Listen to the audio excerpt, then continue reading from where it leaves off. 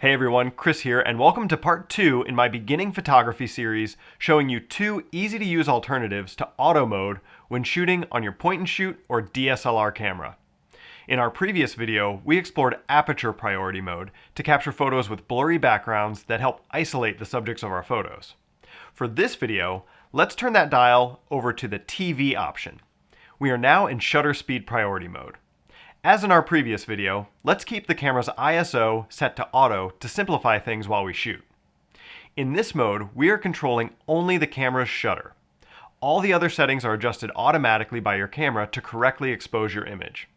The camera's shutter is the thing we generally associate with the sound of taking photos.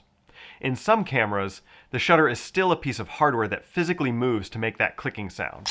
But in many cameras, including smartphones, the shutter is digital, and the device simply plays a sound effect when we snap a photo.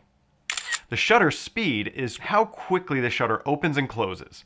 This determines how long the camera is exposing your image. Shutter speed is most often measured in fractions of a second, but in certain uses, it can be several seconds or even minutes long. This camera's shutter speed ranges from 1/2000th of a second, super fast, all the way up to 15 whole seconds. So what shutter speed should you use? It depends on what you're shooting. For beginners using this mode, for the first time, I recommend using it to capture fast action, to freeze quick movements without blurring any of your subject.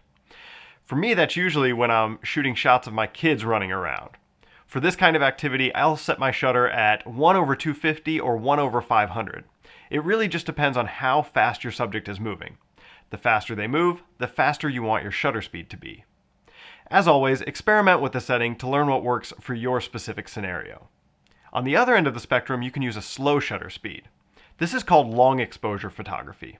Think of shots you've seen of the night sky, or blurring light streaks from traffic, or smoothing out the water going over a waterfall. These are advanced photography techniques that are beyond the scope of this video, but if you're interested in learning more about those, just do a quick search on YouTube and I'm sure you'll find a lot of good walkthroughs. Okay, so that's your quick intro to shutter speed priority. As a quick summary to this 2-part series, let's ditch the auto mode altogether, choose shutter speed priority when you want to capture fast action, and keep your setting at 1/250 or faster as a starting point. If you want to blur the background of your portraits or product shots, then use aperture priority mode and set your f-stop as low as your camera's lens will go. All right, that does it. If you have any questions, please ask away in a comment below.